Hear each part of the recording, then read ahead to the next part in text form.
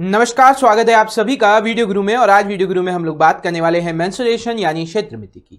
तो ज्यादा समय ना लेते हुए चलते हैं आज के सेशन में आगे और बात करते हैं कुछ सवालों की। तो देखते हैं सबसे पहला सवाल क्या है आपके लिए। पहला सवाल कह रहा है a radius base of a hollow cone be 8 centimetre. क्या है? The base radius of a hollow cone. एक कोन है इस तरीके से, इसका जो बेस रेडियस है वो आपको कितना दिया गया है? 8। ये बेस रेडियस आपको कितना दिया गया है? 8। ठीक है। And it's height is 15 centimetre. और इसकी हाइट कितनी दी गई है? 15 सेंटीमीटर। इसके बाद कहा जा रहा है a sphere of largest radius is put inside the cone. अब आपको इसके अंदर एक लार्जेस्ट रखना है स्फीयर। अब जब आप ये स्फीयर रखोगे तो ये इसके क्या करेंगे? तीनों साइड को टच करेंगे, एडजेसेंट साइड्स को। ठीक है। अब आपसे कहा जा रहा है what is the ratio of radius of base of cone to the radius of sphere. अब ये कैसे करेंगे?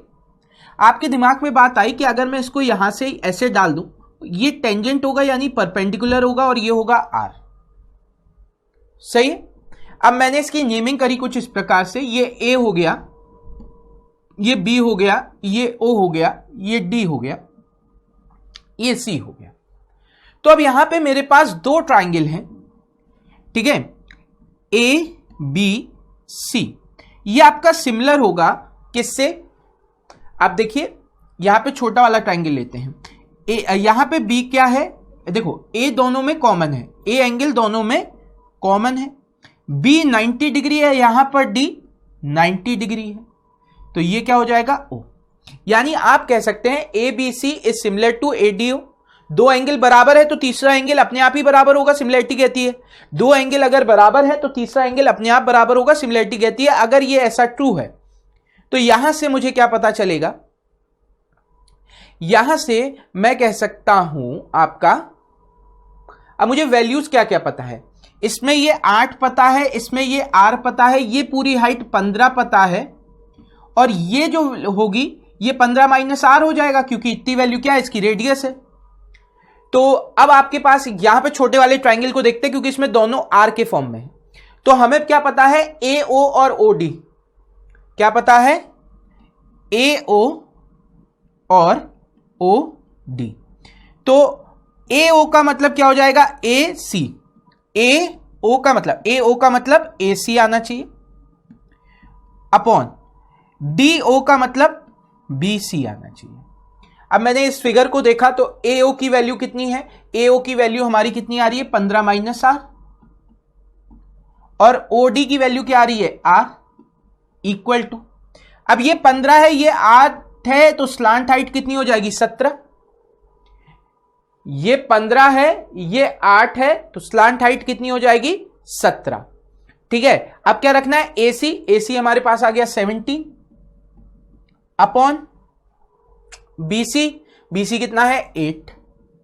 अब आप इसे सॉल्व करेंगे तो 120 minus 8 R equal to 17 R आ जाएगा, या 25 आर इक्वल टू 120 आ जाएगा, या आर इक्वल टू 24/5 हो जाएगा। आर इक्वल टू 24/5 आ गया। यानी जो स्फीयर बन रहा है उसकी रेडियस हो गई 24/5। अब कह रहे what is the radius of the base of cone. Base of cone कितना है? 8। और to the radius of sphere, sphere की रेडियस आ रही है 24/5। 8 से ये चला गया 3 बार, 5 इधर पहुंच गया, 5:3 आंसर आ गया। कितना आंसर आ गया? 5:3। Option second is the right answer. अच्छा, इसको आप ऐसे समझ लो, अगर मैं ये एक ऐसे ट्राइंगल बनाता, ये 90 डिग्री का होता, यहां पे किसी पॉइंट से ये 90 डिग्री होता और ये आर होता, इसी प्रकार से इतना हिस्सा आर होता, ये आपका 15 होता। ये हमें पता नहीं, लेकिन हमें पूरा पता है, हम पूरी वैल्यू निकाल सकते हैं ना। यहां पे पाइथागोरस लगा देंगे, ये 15 है, ये 8 है, तो ये वैल्यू कितनी आ जाएगी? 17। तो अब हम यहां से देखकर क्या बोल सकते हैं? अगर ये हाइट 15 माइनस आर है, ये हाइट 15 माइनस आर है, ये परपेंडिकुलर है। ठीक है। तो 90 डिग्री के सामने वाली साइड 15 माइनस आर, 90 डिग्री के सामने वाली साइड 15 माइनस आर। ठीक है। ये 90 डिग्री के इसके सामने वाली साइड 17, 90 डिग्री के इसके सामने वाली साइड 17। अब दूसरा एंगल हमें क्या पता है, ए के सामने वाली साइड R, ए के सामने वाली साइड 8। तो अब ये 8 इधर चला गया, 15 into 8 120 minus 8R equal to 17R। अब आप इसे सॉल्व करोगे तो R की वैल्यू क्या आ जाएगी, 24/5। हमने सॉल्व करके अभी निकाला था। हमसे क्या पूछा जा रहा है, 8 का रेशियो और ये जो रेशियो आया इनके बीच का रेशियो। तो 8 से ये 3 बार, आंसर आ गया 5:3। ठीक है, चलो ये बात क्लियर है आप सभी को। चलिए अगले सवाल की तरफ बढ़ते हैं। अगला सवाल क्या कह रहा है, 3 spheres are kept inside a cone such that the spheres are touching both the slant height ठीक है of the cone and the adjacent sphere. If the radius of the first sphere and the third sphere are 5 units and 20 units respectively, define the radius of the second sphere. ऐसे मान लेते हैं अपन, ये कोई कोन था, इसके अंदर एक ये स्फीयर हो गया, एक स्फीयर ये हो गया और एक स्फीयर ये हो गया, ऐसे बना। इसकी रेडियस यहां से 90 डिग्री होगी, इसकी रेडियस यहां पे 90 डिग्री होगी, इसकी रेडियस यहां पे 90 डिग्री होगी। सही है। और ये तीनों जो होंगे वो एक दूसरे के साथ क्या हो जाएंगे, सिमिलर हो जाएंगे। तो आपको क्या पता चला, ये अगर R1 है, ये R2 है, ये अगर R3 है, तो R1 और R2 का रेशियो जिस अनुपात में होगा, R1/R2 का रेशियो जिस अनुपात में होगा, वही रेशियो R2 और R3 का होगा। अब क्या होगा, यही ट्राइंगल बड़ा हो जाएगा, तो जिस रेशियो में ये दोनों जा रहे हैं उसी रेशियो में ये दोनों भी जाएंगे। तो ये किसके बराबर हो जाएगा, R2/R3। सिमिलरिटी वैसे ही सेम पिछले वाले सवाल की तरह सिमिलरिटी आप लगा लोगे। तो आपको क्या पता चला इस केस में, R1/R2 इक्वल टू R2/R3 है। तो यहां पे R1 कितना दे रखा है हमें, 5, R2 हमें ज्ञात करना है, R2 हमें ज्ञात करना है, R3 हमारे पास कितना है 20। ये इधर चला गया 100 इक्वल टू R2 स्क्वायर आ गया, तो R2 की वैल्यू आ गई अंडर रूट में 100 यानी कि 10। Option second 10 is the right answer. Option second 10 is the right answer.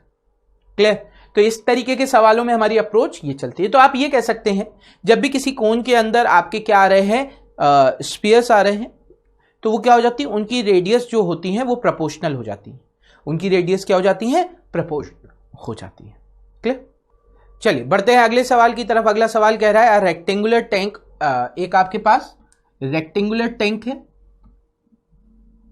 एक आपके पास क्या है, रेक्टेंगुलर टैंक है।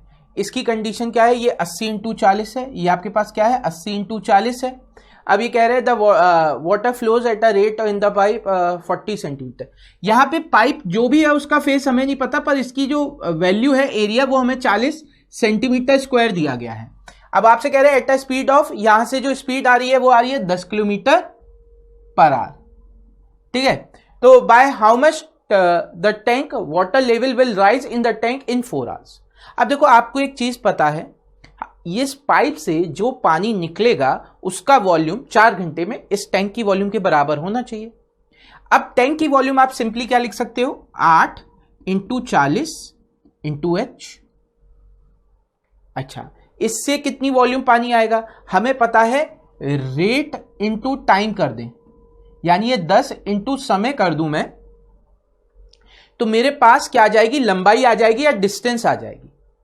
मेरे पास क्या आ जाएगी, डिस्टेंस आ जाएगी, जितना वो कवर कर रहा होगा। क्लियर है। मेरे पास क्या आ जाएगा, डिस्टेंस आ जाएगा। तो अब मुझे क्या पता है, यहां पे आपको दिया गया है 40 सेंटीमीटर स्क्वायर, यानी अगर मैं इसे मीटर में बदलता हूं तो ये क्या हो जाएगा, 40 डिवाइड बाय 100, ये मीटर स्क्वायर हो गया, इंटू रेट इंटू टाइम, तो 10 × 4 यानी 40 किलोमीटर हो गया। 40 किलोमीटर को मीटर में बदलना है तो 1000 पीछे लगा दिया, 40 किलोमीटर हो गया। 40 किलोमीटर को मीटर में बदलना है तो 1000 मल्टीप्लाई कर दिया। 40 कैसे आया, 10 किलोमीटर पर आ 4 घंटे, तो 10 × 4 40, तो 40 किलोमीटर को मीटर में चेंज कर लिया 1000 लगा के। अब आपने देखा यहां से 4 0 4 0 खत्म हो गए। 40 से ये आपका चला गया कितनी बार, 40 से ये आपका चला गया एक बार, और 4 से ये आपका चला गया 20 बार। तो S की वैल्यू आ गई, H की वैल्यू आ गई 1/20 मीटर। मीटर में ले रखा था, 1/20 मीटर आ गई। सेंटीमीटर में आंसर दिए गए हैं तो 1/20 इंटू 100, 20 से ये चला जाएगा 5 centimetre. Option 1 is the right answer. 5 centimetre हो गया, ऑप्शन 1 क्या हो गया आपका सही जवाब हो गया। चलिए बढ़ते हैं अगले सवाल की तरफ। अगला सवाल भी उसी से मिलता जुलता सवाल है। यहां पे कहा जा रहा है water flows in a tank 15 metre into 10 metre through a rectangular pipe 2 metre into 1.5 metre at 20 kilometre per hour. In how much time will the water level in the tank rise by 3 metre. सब metre में दे रखा है तो हम लोग करेंगे कैसे। यहां पे क्या दे रखा है 15 इंटू 10 और 3 मीटर बढ़ना है। Water flows into a tank, tank की क्या दे रखा है base 15 into 10 through a rectangular pipe. Rectangular pipe की वॉल्यूम एरिया क्या हो जाएगा क्रॉस सेक्शन का 25 इंटू 1.5। ठीक है, अब यहां पे आपसे कहा जा रहा है ये 3 मीटर लेवल इंक्रीज कर रहा है तो हाइट 3 मीटर हो गई। कितने से 20 किलोमीटर पर आवर। तो आपको क्या करना है रेट इंटू टाइम। टाइम हमें पता नहीं, हमने इसे मीटर पर सेकंड में चेंज किया 5/18 मल्टीप्लाई करके और टाइम टी का मल्टीप्लाई कर दिया। टाइम टी का मल्टीप्लाई कर दिया। इसको थोड़ा सा हम लोग कहीं लिखते हैं ऐसी जगह जहां पे सब दिखे। तो ये कितना था 15 इंटू 10 सही है इंटू 3। ये आपका वॉल्यूम हो जाएगा। इतना वॉल्यूम किस रेट से भरेगा 2 मीटर यानी 2 इंटू 1.5 इंटू 20। इसमें 5/18 का मल्टीप्लाई करेंगे किस लिए किलोमीटर पर आवर को मीटर पर सेकंड में चेंज करने के लिए इंटू टी। अब देखिए 1.5 था, पॉइंट हटाया नीचे आ गया 10। 1.5 था हटाया नीचे आ गया आपका 10। अब देखिए 0 से 0 कैंसिल। अच्छा 3 से 5 बार, 3 से 5 बार, 3 से 6 बार, 5 से 5 दूनी 10 ये भी कैंसिल। 5 से ये आपका चला जाएगा 3 बार। तो अब यहां पे वैल्यू कितनी आ गई, कुछ कट रहा है कुछ बच रहा है। 2 से ये कट जाएगा 3 बार, 3 इधर आ जाएगा तो आपके पास आ गया 3 into 3 into 3 equal to t, यानी टी की वैल्यू आ गई 27। आंसर आ जाएगा ऑप्शन 4 27 सेकेंड। क्या किया आपको बस इतना याद रखना है, अगर जो भी आपको रेट दिया गया है अगर उसमें आप टी टाइम मल्टीप्लाई कर देते हैं तो ये आपकी लेंथ आ जाता है, या आप कह सकते हैं हाइट आ जाती, लेंथ आ जाती है पाइप की। पाइप की क्या आ जाती है लेंथ आ जाती है। और अगर आप इसमें क्रॉस सेक्शन एरिया जो होगा पाइप का, क्रॉस सेक्शन एरिया यानी इसका जो भी फ्रंट फेस हो चाहे किसी भी शेप में हो कोई फर्क नहीं पड़ता, इसका जो भी एरिया आ रहा हो अगर इसमें आप लेंथ ऑफ पाइप मल्टीप्लाई कर देंगे तो ये वॉल्यूम दे देगा जो उस पाइप में आ रहा है। तो यानी अगर आपके पास कोई सरफेस है उसका वॉल्यूम दे रखा है तो आप क्या करेंगे जो भी पाइप का क्रॉस सेक्शन एरिया है उसके लिए में मल्टीप्लाई करेंगे रेट का और उसमें मल्टीप्लाई करेंगे टाइम का। रेट इंटू टाइम एल दे देगा। क्लियर। चलिए बढ़ते हैं अगले सवाल की तरफ। अगला सवाल क्या कह रहा है कि a cylindrical capsule has hemispheric end, मतलब एक ऐसे आपकी सिलेंड्रिकल कैप्सूल है जिसके ऊपर और नीचे हेमिस्फीरिक है। ठीक है, अब यहां पे कह रहे हैं इसकी जो रेडियस है इनकी वो बराबर है, यानी ये रेडियस जो आ रही है वो आपकी बराबर होंगी। अच्छा, if the length of the capsule is 40 cent, देखिए ये पूरा आपको दिया गया है 40, ये पूरा आपको दिया गया है 40 और रेडियस दी गई है 6। अगर रेडियस 6 दी गई है यानी यहां से यहां तक 6, यहां से यहां तक 6, अगर पूरा 40 है तो इतनी जो सिलेंडर की हाइट होगी वो क्या हो जाएगा 40 माइनस 12 यानी 28, 6 और 6। ठीक है, what is the total surface area. अब टोटल सरफेस एरिया क्या निकलेगा, इसका कर्व सरफेस एरिया सिलेंडर का, क्योंकि टॉप और बॉटम का लेना नहीं पड़ेगा, और ऊपर क्या आ जाएगा आपका 2 हेमिस्फीयर, 2 हेमिस्फीयर मतलब एक स्फीयर, 2 हेमिस्फीयर मतलब एक स्फीयर, तो दोनों का कर्व सरफेस एरिया मिलाकर हमें ऐड कर देना। तो अब सिलेंडर का कर्व सरफेस एरिया क्या होगा 2 पाई आर एच, यानी 2 इंटू 22/7 इंटू 6 इंटू 28। तो ये चला गया 4 बार, 4 2 जा 8, या आप कह सकते हैं 4 4 जा, यहां पे आप 22 को लिख लो 2 इंटू 11, तो ये हो जाएगा 2 इंटू 2 4, 4 इंटू 4 16, 16 इंटू 9 96, 16 इंटू 9 96, 16 6 जा 96, 96 इंटू 11 करेंगे तो ये कितना हो जाएगा 1056। ठीक है, तो ये आ गया आपका 1056। इसके बाद क्या है, हमें स्फीयर का कर्व सरफेस एरिया निकालना है, यानी 4 पाई आर स्क्वायर, तो 4 इंटू 22/7 इंटू आर स्क्वायर यानी 36, 36 इंटू 4 कितना हो जाएगा 144, 144 into 2 288 into 11, 288 into 11 divide by 7, तो 11 का तो 8 8 8 16, एक कैरी है ना, 8 8 और 8 कितना हो जाएगा 16, 1 कैरी, 8 2 10 1 आपका आ जाएगा, 8 2 10 1 कैरी, फिर 3168 डिवाइड बाय 7। अब 3168 डिवाइड बाय 7 यहां पे रखा तो 7 से ये कितनी बार जाएगा 4 बार, बचेगा 3 36 5 बार, बचेगा कितना 1 18 2 बार पॉइंट, बचा कितना 4, 4 का मतलब 40 5।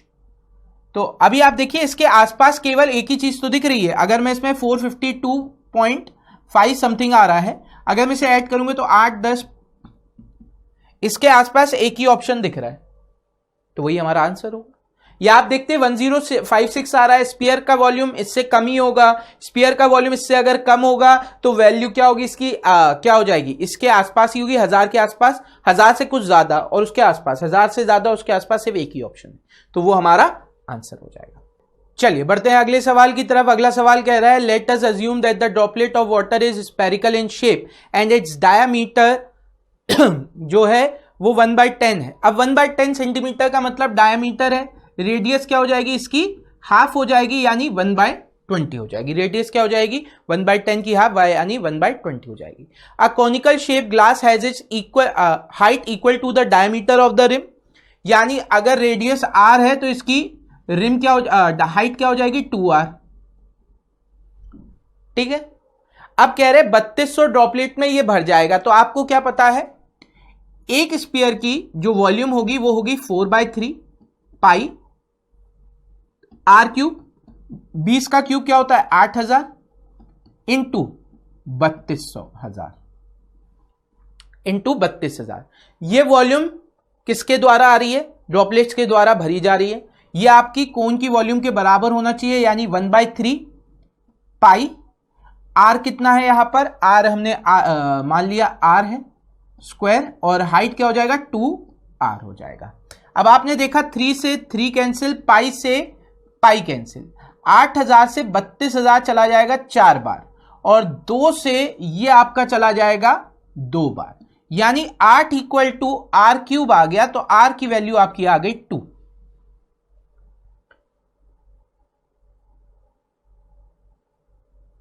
है ना, r की वैल्यू कितनी आ गई 2। Then find the height, then find the height of the glass. Height of the glass कितना हो जाएगा, हाइट आपकी ग्लास की हो जाएगी 2r यानी कि 4। तो option second fourth is the right answer.